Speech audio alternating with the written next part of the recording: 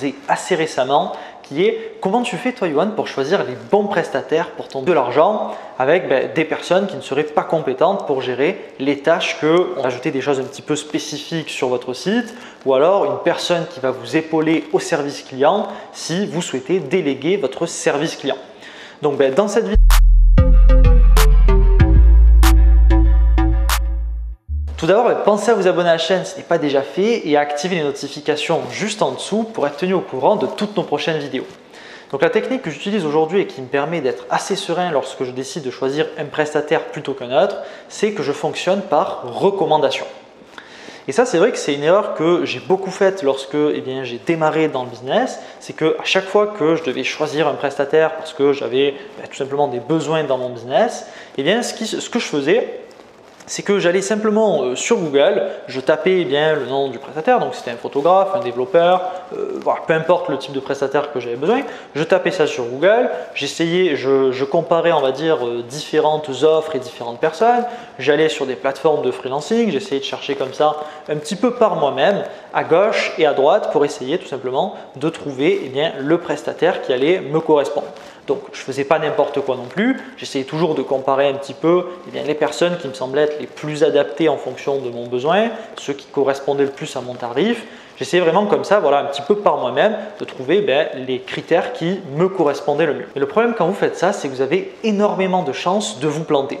Et pourquoi? Parce qu'il faut être capable d'accepter que quand on ne sait pas, on ne sait pas. D'accord? Si vous n'avez pas d'expérience dans le recrutement ou la délégation de tâches et que vous ne vous y connaissez pas dans le domaine dans lequel vous souhaitez, vous n'avez pas de compétences dans le domaine dans lequel vous souhaitez déléguer une tâche, vous ne pouvez absolument pas savoir si le prestataire en question, il va être compétent ou pas. Si vous n'y connaissez pas du tout, par exemple, dans le métier de développeur, vous ne pouvez absolument pas savoir si un développeur est bon ou pas, puisque vous n'allez pas être capable vous-même d'évaluer ses compétences, vous n'allez pas être capable d'évaluer si son prix pour ce que vous demandez est cher ou pas, et vous n'allez pas être non plus capable de savoir si les délais de temps qu'il vous donne, est-ce que ce sont des bons délais de temps, est-ce qu'en fait il est lent, est-ce qu'il est plutôt rapide, en fait vous n'en savez rien. Et donc, si vous fonctionnez de cette façon-là, vous avez 9 chances sur 10 de vous planter. Et c'est pour ça que moi, aujourd'hui, je préfère ne plus laisser les choses au hasard lorsque je décide de choisir un prestataire. Et au contraire, qu'est-ce que je fais? Je fonctionne maintenant que par recommandation.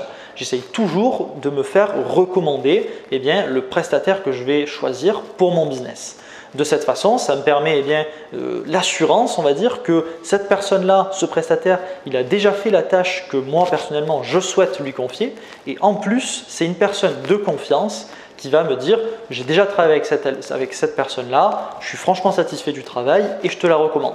Et de cette façon-là, depuis que j'applique cette technique-là, ça se passe toujours très bien dans tous les services que je vais déléguer au sein de mon business.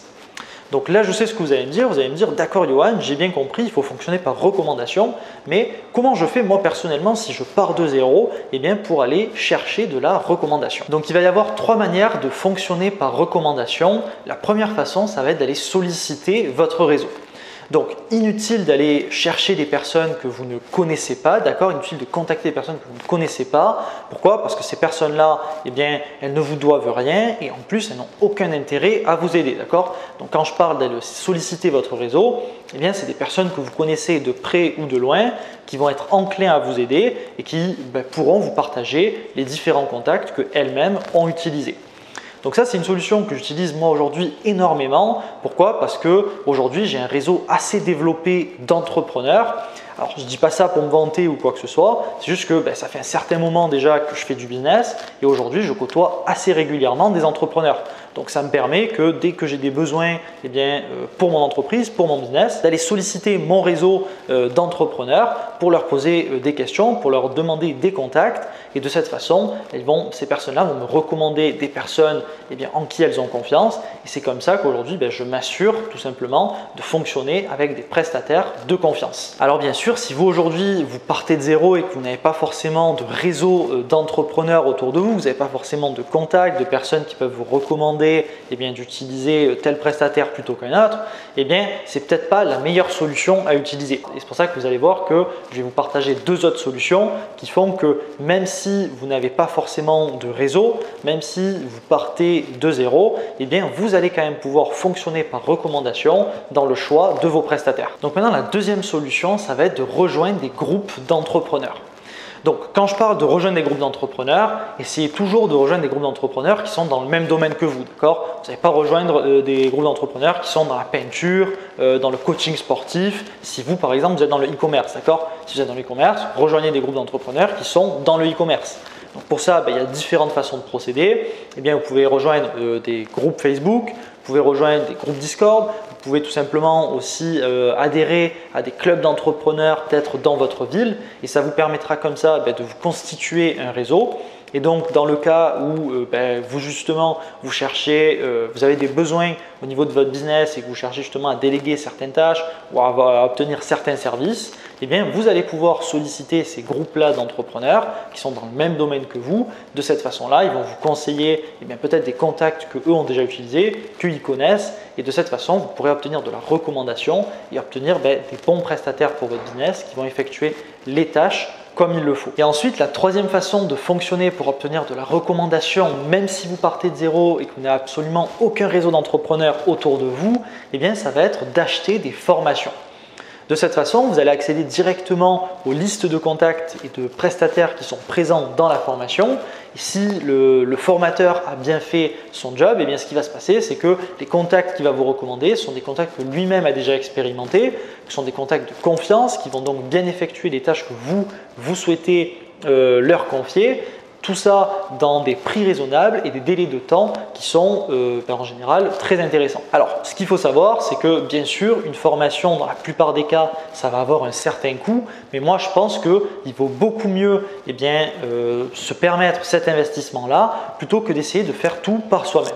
Je vois trop de personnes qui se disent que ils vont tout essayer de faire par eux-mêmes. Alors qu'est-ce qu'ils font? Ils vont chercher un peu à gauche, ils vont chercher des informations à droite, ils font un petit peu au hasard, ils vont prendre des personnes un petit peu comme ça. Et ce qui va se passer quand on fait ça, le problème quand on agit de cette façon-là, c'est qu'on risque très souvent de se tromper, donc tomber sur les mauvaises personnes qui vont mal vous conseiller. Donc quand une personne vous conseille mal, vous allez passer beaucoup de temps déjà avec cette personne. Comme elle vous a mal conseillé, ça risque de vous coûter de l'argent.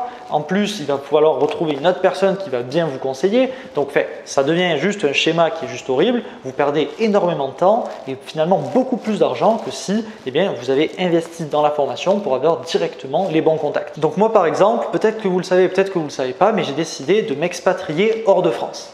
Donc ce qui s'est passé, c'est qu'à un moment donné, je savais que je voulais m'expatrier hors de France et j'avais aucune connaissance dans le domaine de l'expatriation. Je ne m'y connaissais pas du tout en termes de droit fiscal, en termes d'hébergement dans le nouveau pays, en termes de toutes ces informations-là qu'on a besoin de savoir lorsque on décide de s'expatrier. J'avais aucune connaissance là-dedans et j'avais dans mon réseau, j'avais personne qui s'était déjà expatrié, en tout cas qui s'était déjà expatrié dans le pays dans lequel je souhaitais m'expatrier. Alors oui, bien sûr, j'aurais pu essayer de jouer au plus malin, me dire que j'allais chercher un peu des informations comme ça sur Internet, essayer de trouver un avocat fiscaliste un petit peu comme ça, essayer de trouver un agent immobilier à 10 000 km pour me chercher mon appart, me chercher mon bureau, etc.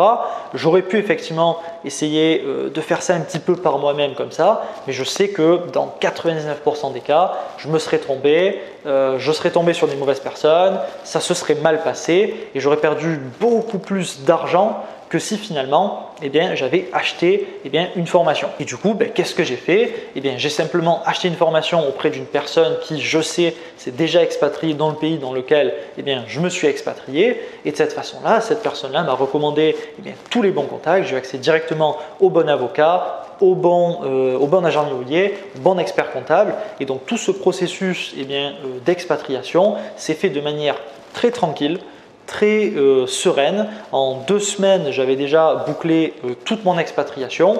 Et pourquoi? Parce que j'avais accès directement au bon contact. Ça a permis de ne pas perdre de temps sur mon business, vite passer cette étape-là pour pouvoir me concentrer sur les aspects les plus importants de mon business.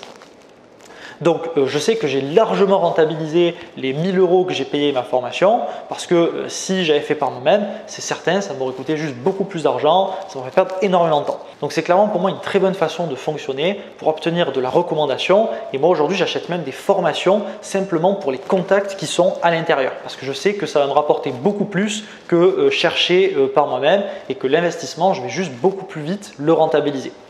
Donc voilà, c'est tout pour cette vidéo. Si elle vous a plu, n'hésitez pas à mettre un gros pouce bleu. N'hésitez pas également à me dire en commentaire si vous souhaitez en savoir plus sur les raisons de mon expatriation pour que je puisse vous faire une vidéo complète sur ce sujet. N'hésitez pas à me le dire en commentaire. Et sur ce, je vous dis à bientôt.